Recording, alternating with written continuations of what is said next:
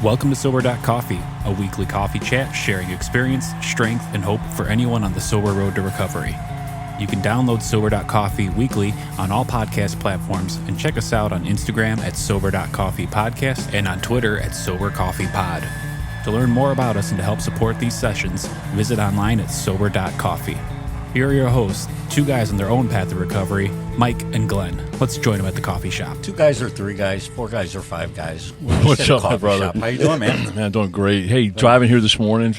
I mean, we start early on Saturdays, right? We do like 5 episodes on a Saturday. So it's 5:30, and they have a 3-cop car speed trap on this road that goes 30 miles an hour. So what they get you for? Nothing. Really? I was 33 miles an hour this morning. But And what was the speed limit? 30. Rule breaker. Yeah, maybe, but that's only 10%, right? That's that's not tell bad. that to the That's judge. not bad, but I mean, back in the day, I would have just blown through there at 60, and Sure. because All lit up. I ruled the world, Yeah. But man, it's good to be back. It's good to be back. Yeah. We're like you said, we do about 5 episodes on a Saturday, and then we roll them out over the next 5 weeks, obviously. So, I think we recorded this in 1963, and it'll play in 2027. You know what's funny is we used to plan. We have a real special guest today, and I don't want real special guest. I don't want to blow your thunder, but we used to come in and well, why don't you intro? Why don't we intro? Because we have a table we'll, for 3 this morning. Sounds good. So we have Tim D with us. Good morning, Tim. Good morning. Good morning, brother. Good morning, guys. So I'd like to jump in if I could. So, 5 years ago, right? Yes. It was through COVID, and we were looking to connect not only for ourselves. We had to pivot shut right down. away. Right, I used to go to meetings. Rooms to open up, right? I was going to 6 meetings a week in person, and then we shut down. And so I'm like, hey, I got this conference call line for work, and people didn't know what a conference call line was. And we're like, just dial the code in, push the code, sure, push pound. And sure. so we did that for about a week, and then I'm like, hey, I got this Zoom. Let's go to Zoom. And we're so like, what's Zoom? I know. Half the people didn't know conference calls. They didn't know Zoom, right? So I'm like, hey, what's this Zoom thing, right? So we just wanted connection. So Mikey and I went out to dinner one night. I'm like, hey, watch brother. yourself when Glenn asked you out for dinner. Yeah, well, we had dinner last night, and it was nice. No, but we came away with a project. Yeah, but we tale for another tale. Yeah, we normally come away with stuff. So we went to dinner, and I'm like, hey, let's try this podcast thing. I'm like, what's a podcast? And Mikey literally said, what's a podcast, right? Joe Rogan was not big, right? At that point, right? Yeah, he was still a gas station attendant somewhere. No, he's lifting weights somewhere. Yeah. So we're like, hey, let's try this podcast, right? So we did a flip chart, and we're like, hey, what is it? What would it look like, right? What kind of music will we play in the beginning, and what would the structure? All the important things. Yeah. What music are we playing in the beginning, not the content. The most important thing was why, right? And it was to reach one person. One person. So we started to put it out there, and we didn't have any money, and so we put it out there. Well, why did we need money, though? Let's back it up. Because we decided we weren't going to hack into this with a couple of mics and a 286 processing computer. We actually did that for 5 minutes, right? We're like, we'll figure this out. We'll do it in my basement office, right? And we did it for 5 minutes. I think we actually bought the 1999 microphones. Sure, yeah, right? I still have it sitting in my office. And then I was like, oh, there's wires involved? we're not going to figure this out. So that's how we connected with our barista, Brian, and love him. Audio Hive, Chicago Land. And Bianca, of course. And Bianca. So we were literally like, well, what are we going to talk about, right? I'm like, well, Mike, you tell your story. I'll tell my story. That's two episodes, yeah, right? There we go. Okay. Then, check. Then we're like, wait a minute. There's 12 steps, right? There's 12 more episodes. Now we're literally so. First of all, the world of Sober.Coffee want to thank Tim because Tim was one of our original contributors. Yeah. I mean, frankly, wrote us a very nice check, and he says, "I believe in you guys." I'm like, I'm not even sure if I believe in myself. Right, exactly. I'm not sure. What are you doing, man? So we literally, and one of our goals was, and Tim, you may not know this. I mean, we don't do this to make money. We make zero money. In fact, we pay for support production. Right. Yeah, and it was never about the money. We wanted to help one person. So Tim was just sitting here. He goes, "What?" He goes, "Well, how many of these do you have?" So we're coming up on 5 years. Wow. Yeah. So by the time this posts, it'll be roughly 5 years. Yeah, right. Let's just say roughly 5. Right.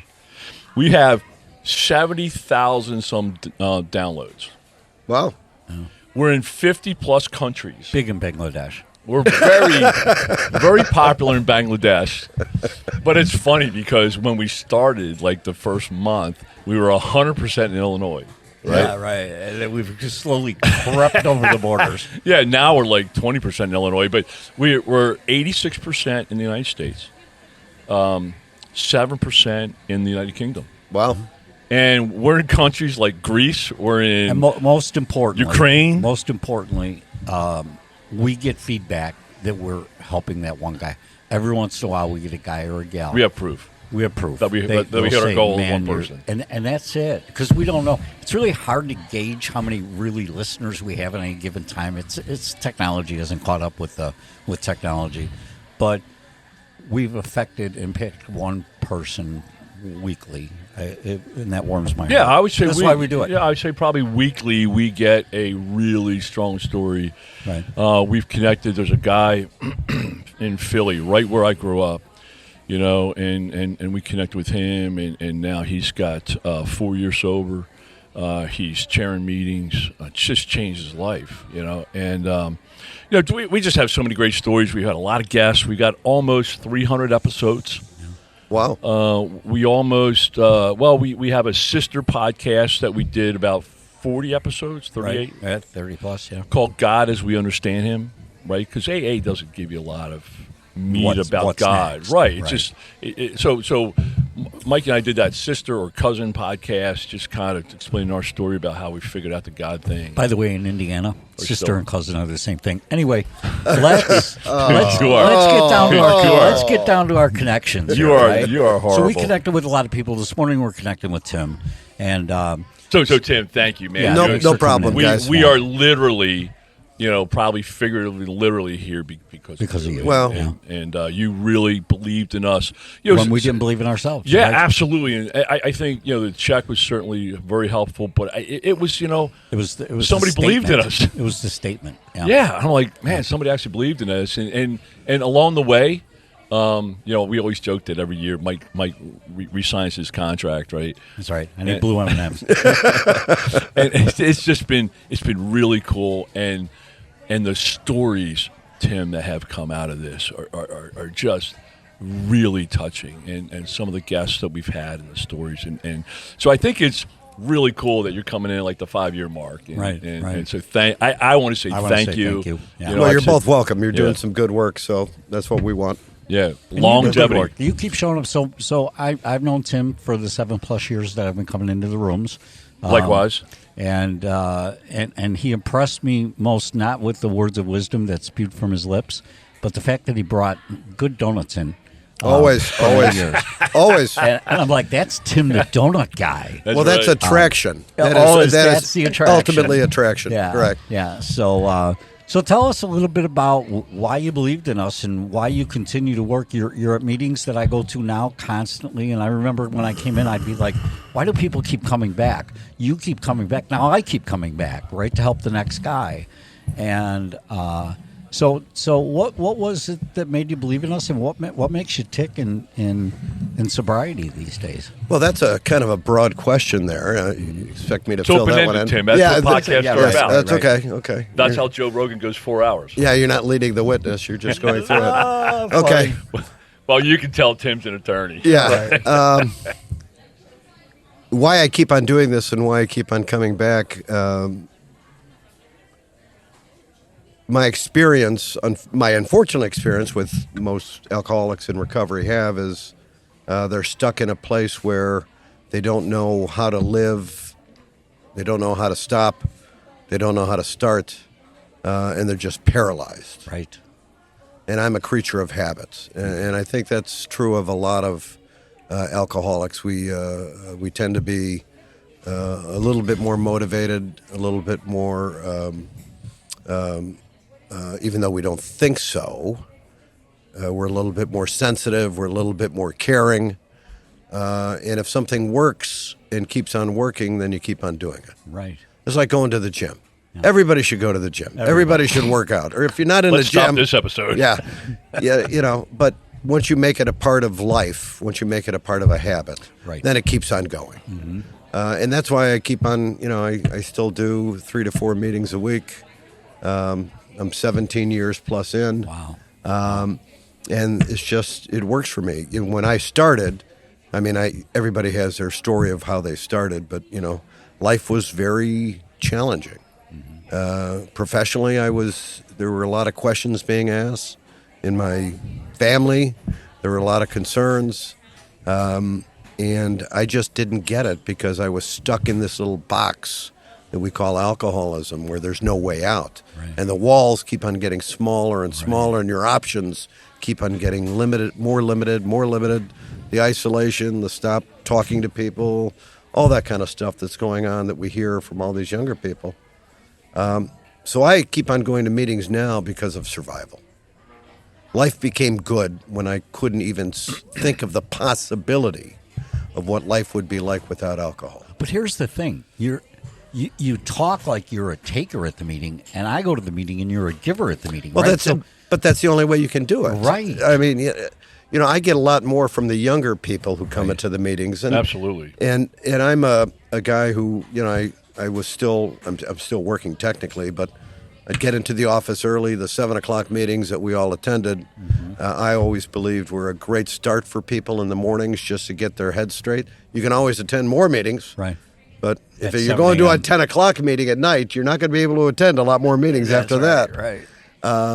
And the younger people just remind me of how I started and the pain, mental pain mostly, but there's some physical pain, all that was going through. And I needed a way to channel that, a system, for lack of a better word, to develop and to utilize going forward so that I stayed on the right path. Because the one thing that I tell young people all the time when I'm talking to them is, one of my greatest fears is the relapse that everybody talks about, because I'm not sure I'd have the strength to do it again. Right? It is, and it's not hard if you do it day at a time. It is hard if you think, where am I going to be in a month? Where am I going to be in a year? It starts getting scary. Life is life. It's unpredictable. That's what gives us all this challenge to get day to day. So I was recently at a 8:00 meeting there was a lot of young sobriety there. And that energizes us, the people who've been around for a while. Well, the biggest thing I hear, and it's the worst thing, I think, and I get it, is when people I only have 90 days. Only. That's huge. I'm like, man, that is. So when I'm in the meetings, and Tim, I really relate to what you said. I can't relate to 30-year sobriety because I've never had it. I can relate to 90 days many times, right? And I'm like you. I get more value from the 90-day share than the 35-year share. For me, the 35, and hey, that's great, right? That's a lot of data times added up. But, I was at a meeting recently, guy 10 years, and I got just over 10, and he relapsed. And I'm with you, man. Scares the shit out of me. Yeah, and it reminds me to stay on the path, keep doing the 26 things, I do a day, a week, a month, and stay diligent. Because the common theme of those folks, whether it be 10 years, 5 years, 15 years, is I stopped doing. Right. Well, we try to control our own existence, and at a certain point in time, again, a common theme that we hear is, I think I can handle this now. Yeah, right. I think I can drink normally. Sure. We've already proven to ourselves and everyone else around us that we can't. And my second sponsor, Mike D., he passed away a long time ago. No, seems like a long time ago. He used to say, we all have a quota, and we just reached ours real early. Right. And so, that doesn't mean that we criticize people who are still able to drink safely. God bless them. We just can't do it. Right. We're like the person who has some sort of disease that can be cured with a pill or something like that, or as long as you keep on taking it. And why do we resist taking that pill? We know how to do it. Right. After you've been in for a while, life gets better. Everything gets... life gets better. It doesn't get less complicated. Oh, no. Life is life. But it's just so much... I'll take the calm over the chaos any day. Right. Right. And so life with alcohol, drugs is chaos. And now I still have that same life, but I get through it with a peace and a calmness much better than the alternative. Well, we get responsible, or we become responsible and accountable for our own actions. Right. And we created a lot of that chaos by not only what we did, but what we didn't do. Right. So our part in it is to just, try to be that good person. Try not to be the leader who's trying to control everything, because that's how we kind of got here. Right. We thought we were the big shot, that the world revolved around us, and that's the problem with a little success in life. You start believing that your proverbial stuff doesn't stink. Right. And in fact, it does, and it stinks a lot worse when you really get down there. So I was one of those guys who had to go into rehab because I knew I couldn't trust myself. And one of the gifts of the program is you do get to question yourself now. You do get to question, is this a thing that I should be doing? Is this, and a thought comes in your head, and thoughts are just thoughts. But should I react to this or should I not? Right. Boy, that's the key. Right. That takes me back. I saw something on Facebook, and we all know, hey, if it's on Facebook, it's true. Right? And it says, it was like a road sign. It says, your thoughts and feelings are valid. Act on them. And I'm like, wait, whoa. I lived 50 years like that. Yeah, right. This is where I am. Yeah, and look where it got me, doing right? a podcast, right? Yeah, so now I'm like, no, man, you know what? And so the way I look at thoughts and feelings is, it's almost like I'm in a movie theater watching them on a screen, right? And it's like, okay, thought comes in, swipe, right? Right. I don't have to engage with every thought or feeling. And what I've really learned as I live life today is I rarely feel it in the moment. Right. Like, you know what? I didn't feel like coming this morning. I felt exhausted, and I felt like going back to bed. I do that all the time. And yet I get up, I got my coffee, I load it up, and I'm here. Now, what happens, what I have found is feelings come around afterwards. So later on today, I will be so juiced, and not really today, because Tim, I was really looking forward to you coming. but right. Be careful what you wish for. Right. But later on today and tomorrow, I'll reflect, and then the feelings come, but thoughts, I still have absolute whack job thoughts. Everybody does. I just don't act on them like I used to. Right. But nobody wants to admit. Right. Nobody wants to admit these strange thoughts come in. What happens if the plane crashes? Well, I mean, what are the odds of that? But I'm not on a plane. Yeah, I know, but I'm not worried about something. I have wackier thoughts than that. Yeah, but we're not going to get too detailed here. Yeah, this is a G program. But we live in a society now, however, that wants that interaction, and mostly negative interaction, and that's what's very troubling. I like to think that most of the people who have gone through the hell that it takes to become sober and remain sober, that they have learned that everybody has opinions. They don't always have to voice them. They're free to voice them. That's fine. God bless. That's what democracy is all about. But just be careful, because every time you're right, somebody else is wrong, and there's always a cost of being right.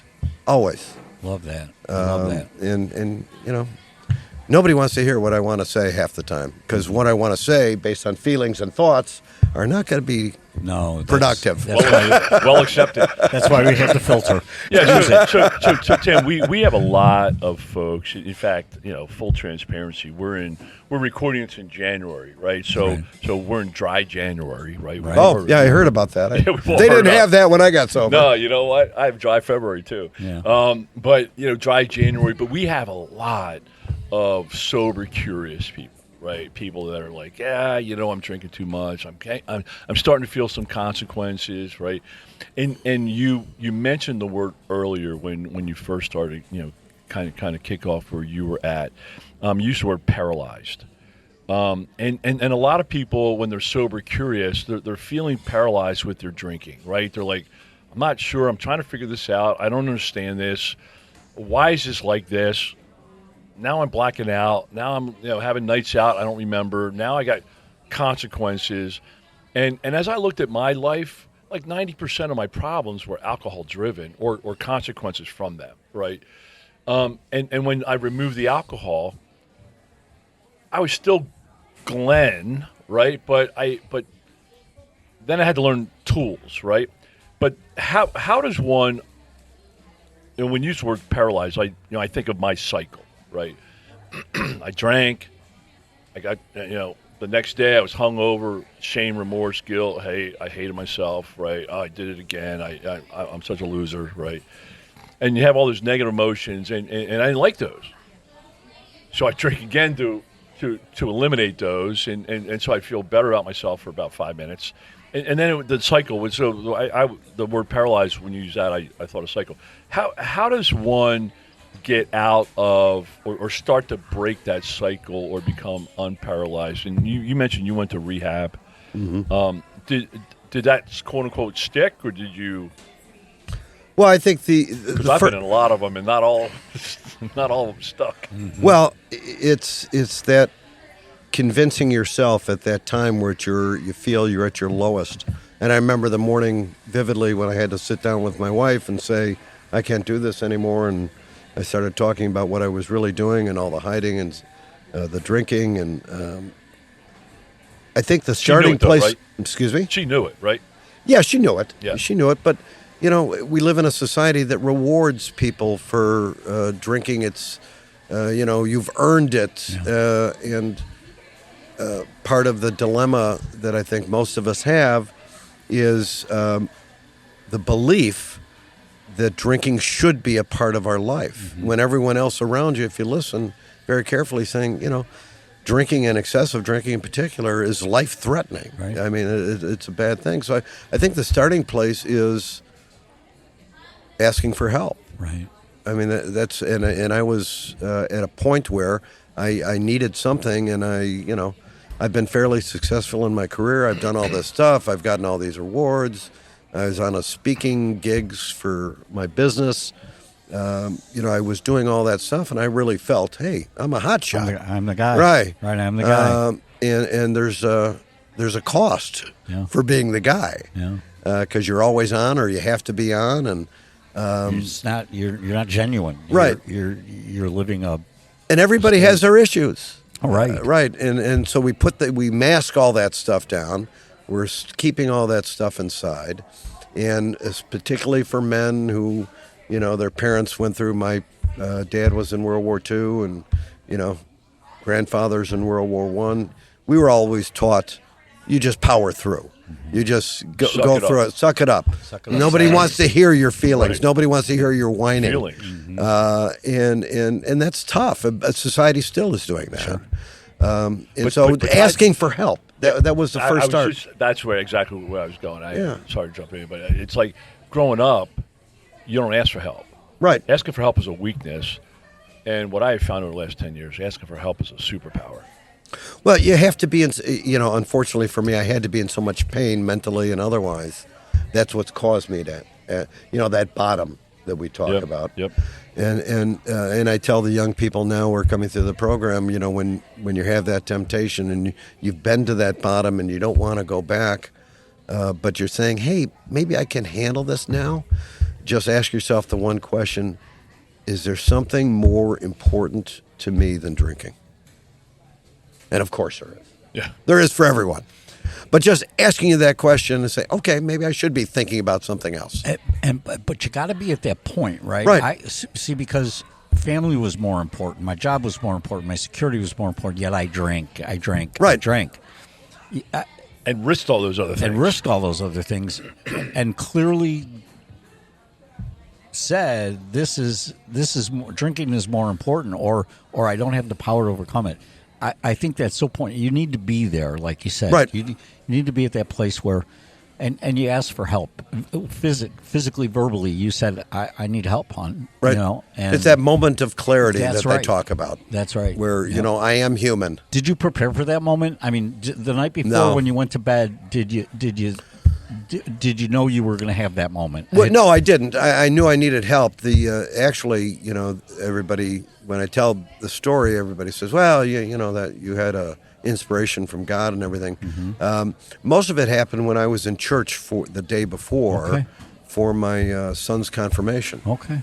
And I wish I could say that it was God speaking to me or something like that. It was just the bishop going way too long, and I had way too much time to think about it. Right. And I got to thinking about, I knew that things were going badly with questions from my partners. I knew that my wife and family were having a lot of questions and concerns, and it was coming to an end. But I thought that meant life was coming to an end. Right. Because my drinking was a long-established behavior. That's just like I said, you go to the gym, it's the same thing. Do it, keep on keeping, and this becomes our coping mechanism. Right. I think you mentioned before. So breaking that is incredibly difficult because that's what we did. Right. Now we have to learn new stuff, and I was 48 at the time. Yeah. Learning new stuff was not one of my strong suits, but it happened just to work out. So when I was up all night. It was one of these things where I just couldn't go to sleep, and I never had problems sleeping. And my wife went out to walk the dog the next morning, and she came in, and I just sat down and said, I can't do this anymore. So she was not surprised? No. In fact, she was probably relieved a little bit? Or Well, I don't know if it's, she has to talk for herself. I can't talk for her. But I think there was a surprise that I was talking about it because we just keep that stuff inside. Right, sure. And when we're, no, I can handle this. And it was just a bad night and, all I that didn't kind eat. of stuff. Yeah, that's right. I got the flu. I think I got a bug. Right, blah, blah, blah, blah. I'm only 145 pounds for a reason. Right. All that kind of stuff. So, and it's scary for the spouses and the kids and the families. And there's all that great uncertainty as to what life will be afterwards. Is there still uncertainty with her today? Is she still concerned about you? No. Because I think my wife, even in 7 years, I think there's still an uncertainty, a fear that it could go back to. That's why she's so supportive of my involvement in Sure. recovery. Well, my wife was, in Al-Anon and all that early on, and I think that really helped understand that this is not their fault. Yeah, right. And it's, you can cast blame anywhere you want, but is it more important to look for a solution as opposed to look for the problem? Right. And we spend a lot of time in our lives and in our society pointing at problems. Well, let's look at a solution instead of a problem. So she's had that good foundation. But I believe that, the trust that we once had will never be there again. But there's going to be a new type of trust. There's going to be a new faith that, and the greatest gift, one of the good gifts I could give my kids, or I have given my kids, is they see that mom and dad are human. We're not we're not on that pedestal. And they then realize, hopefully, that no matter what they face in the future, what problems, asking for help, they don't. You're right. You don't need to be perfect. You don't need to have the X or the Y or have these friends or those friends. Life is life, and we all have to go through it. And just becoming that better person, just becoming the person who can be relied upon, has that accountability, has that responsibility. When they say they're going to do something and be somewhere, they're there. Right. Those are gifts. I listen. I'm the time police. I got people banging at our table. Oh my gosh! But here's why. That's right. Here's what I got to say. Tim, can you come back next week because I have a topic I want to talk about next week. Okay? Sure. And I'll leave the listeners with this. Can we do it sometime before 6 a.m.? We can work on that. But here's the thing. I'm going to set it up for the listeners so they come back next week. Okay. Okay. Tim's got a favorite saying. He says it often in the meetings. Maybe once every third meeting, it'll come out of his mouth. and it's simply don't be a jerk. Richard. Don't be a Richard. Right. And we got to come back next week because I just want to talk about that. I want to talk about the principle behind don't be a Richard, and let's really take a deep dive on that. Can you come back next week? Sure. Okay. Sure. Sounds That's awesome. perfect. Any problem. Thanks, Tim. Thanks, All Tim. right, no problem. Take us home, Bianca. Thanks for joining us for today's coffee chat. To contact the show, email us at podcast@sober.coffee. If you need immediate help, the AA hotline is 800-839-1686. The National Suicide Prevention Hotline is 800-273-8255. Remember, Mike and Glenn are sharing their own journey on the path to recovery. Any suggestions, medical or otherwise, are their own experiences and should not be viewed as professional advice. See you next week, and remember, there is a solution.